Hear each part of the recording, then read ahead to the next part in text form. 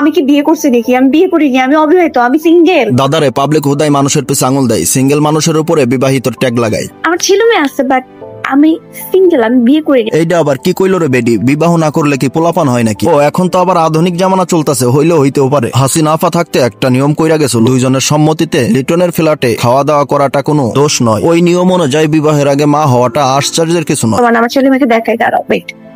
এই যে এটা হলো আমার ছেলে নূর, এই যে এটা হলো আমার মেয়ে। ভাইরে, আমি তো মনে করেছিলাম আপনাদের এই টিকটকার আপার রুচিতে কোনো প্রবলেম নাই। আপাই যার সাথে ঘনিষ্ঠ সময় পার করে মা হয়েছে সে হয়তোবা অনেক কিউট হবে, যার ফলাফল বাচ্চাগুলোও দেখতে কিউট লাগে। কিন্তু অসময় আমি এটা কি দেখলাম, বাংলাদেশে এত কুল, এত এত ছাপরি পোলাপাইন থাকতে আপাই শেষ পর্যন্ত এইটারে বাইসা নিল। এমনিতেই কদম জোড়া হারানোর ভয়ে বিয়ের পিড়িতে বসতে চাইতেছি না, আবার যদি এমন দৃশ্য দেখতে হয় তাহলে দ্বিতীয়বার সুন্নত করাইয়া সন্ন্যাসী বইনে যাওয়াই ভালো। আমি ভেবেছিলাম টিকটকে তার ফলোয়ার বাড়ার সাথে সাথে রুচির উন্নতি হয়েছে, পরে মনে পড়লো আরে ভাই, রুচি তো তার সাথে যায় যার মাথায় কিছু আছে।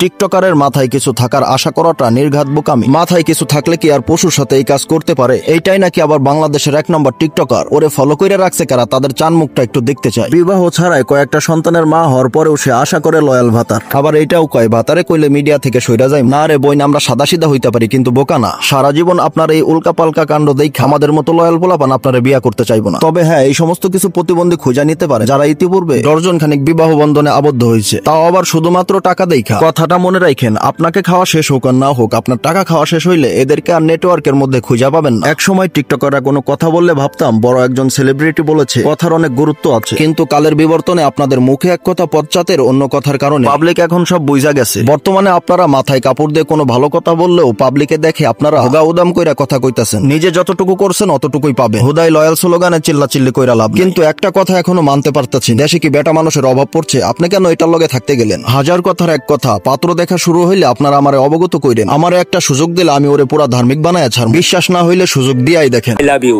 এটাই বাস্তব।